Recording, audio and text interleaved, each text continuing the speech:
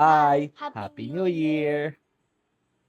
Last episode na ng Stranger Things. Ready na ba kayo? Ako ready na, kaya ginawa ko, bumili ako ng new figure nila. Ito, from me to me. Yan. Happy New Year! Let's go 2026. Open natin. Nakaka-excite anong mangyayari sa final episode, no? Ito, ganda. I got the Demogorgon. Ito yung front. Meron siyang kasamang alternate head. Tapos, ito yung back. May available din na Dustin tsaka 11. Pero, Demogorgon yung trip ko. Sana nga madami. Para army build. Open natin. Itong figure na to, same nang gumawa dun sa Five Nights at Freddy's. Just Wear. Weird yung packaging niya.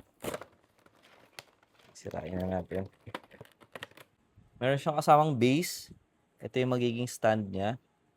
Ayan. Ganda. Ito yung mismong figure. Ganda oh.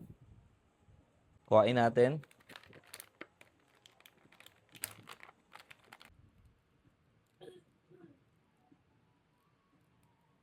Here's the fig. Ganda oh. Ganda ng details oh. Light lang. Hindi siya sobra. Pero para sa price point and yung quality, okay na. Ano siya? Same price ng SRP ng Marvel Legends. Bango.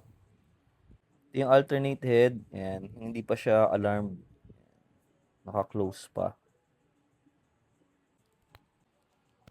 Ito yung ready to attack na. Though, ang dami niyang points ng articulation.